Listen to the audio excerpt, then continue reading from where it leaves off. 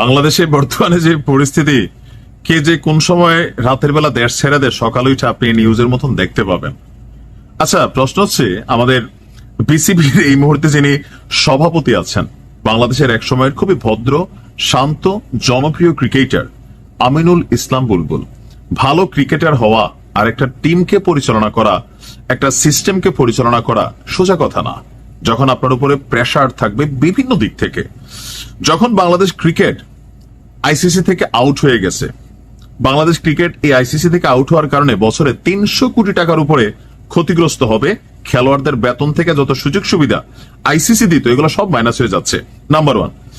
আর ঠিক তখনই গভীর রাতে অস্ট্রেলিয়ার উদ্দেশ্যে দেশ ছেড়ে পালিয়ে গেছেন আমিনুল ইসলাম বুলবুল। এখন আমরা কেন পালিয়ে গেছে বলছি, আসুন দেখি। বাংলাদেশ ক্রিকেট বোর্ডের সভাপতি আমিনুল ইসলাম বুলবুল গতকালকে রাতে বা গতকালকে দেশ ছাড়তে পারে বলে সারাদিন একটা গুঞ্জন ছিল। আর এই গুঞ্জনের সত্যতা হচ্ছে তিনি দেশ ছেড়া আসলে চলে গেছেন। কোথায় গেলেন, কেন গেলেন, আসুন দেখি। প্রথমবারের মতন টি-20 বিশ্বকাপে বাংলাদেশকে কিক মারা হয়েছে। বোর্ড পরিচালকরা পদত্যাগ করা শুরু করছে, প্রশাসনিক অস্থিরতা, আর এই সকল কিছুর মাধ্যমেই বুলবুল ইসলাম তিনি বাংলাদেশ ছেড়া পালাইয়া স্বস্তি পেতে চাচ্ছেন। তবে জনগণের মধ্যে নানান গুঞ্জনও তিনি তৈরি করে ফেলেছেন। গতকালকে সন্ধ্যা থেকেই আপনার ক্রিকেট মহলে গুঞ্জন ছড়িয়ে পড়ে তিনি রাতেই দেশ ছেড়ে চলে যাবেন। তো বিভিন্ন গণমাধ্যমে বিষয়টি জানাজানি হলে বুলবুলকে আপনার গণমাধ্যম কর্মীরা জিজ্ঞেস করছে, স্যার আপনি কি দেশ ছেড়ে আসলে পালাই যাবেন বা চলে যাবেন বাংলাদেশ ছেড়ে?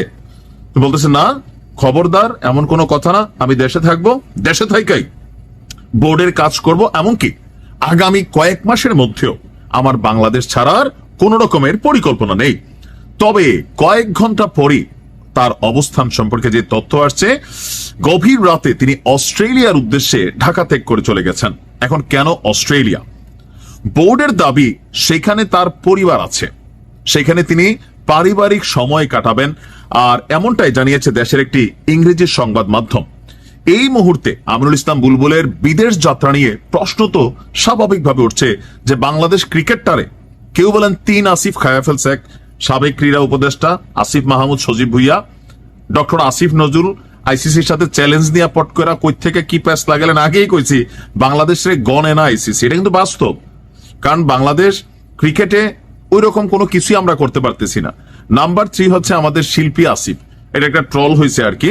তো এর মাঝখানে এই যে চারদিক থেকে জটলা, তা আমাদের আমিনুল ইসলাম বুলবুল তিনি চিন্তা করতেছেন, ভাগো এই পুরা দায়ভার তো ভাই আমার কাঁধে এসে পড়তেছে, আপাতত দেশটা সেটা যাই, পরেরটা পরে দেখা যাবে, নিজে বাঁচলে বাপের নাম। আমার ধারণা এরকমই হয়েছে।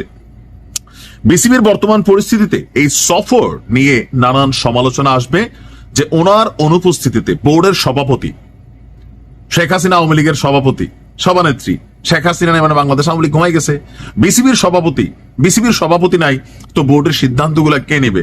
বাংলাদেশ কি রিয়েকশন দিবে? আইসিসির কাছে কি ঝুঁকবে নাকি ঝুঁকবে না, নাকি মিনতি করবে, নাকি আবার আমরা রিয়েকশনে যাব? এটা তো একটা প্রশ্ন। তো এরকম যে আমরা পাপন রিনিয়া অনেক সমালোচনা করছি, তবে দিন শেষে দেখেন এখন এই যে জায়গাটারে পরিচালনা করা আসলে কিন্তু কঠিন। তবে আমিনুল ইসলাম বুলবুলের আমার মনে হয়েছে যথেষ্ট ভীরু এবং কি ছোট কলিজার মানুষ। সিদ্ধান্ত নিতে হবে। আপনি যখন একটা অড সিচুয়েশনকে ফেস করতে হবে, আর সেখানে নানান সমালোচনা থাকবেই, ভাই আপনি তো বিরানির প্যাকেট না, আপনি একটা আপাদমস্তক ভদ্রলোক, কিন্তু তবে এইসব জায়গাতে সবসময় ভদ্রতা দিয়ে কাজ হয় না। আপনাকে সিদ্ধান্ত নিতে হবে। সরকার বিসিবি আলাদা জিনিস, সেক্ষেত্রে আপনি আপনার সিদ্ধান্ত এখানে সরকারকে মানাইতে হবে। না পারলে ভয়, মবের ভয় হয়তো বা, জানি না। তবে কেন দেশ ছেড়া পালাইলেন তিনি এটার ব্যাখ্যা দিবেন, আমরা এটা এতটুকু ওনার কাছ থেকে আশা করি। ভালো থাকুন।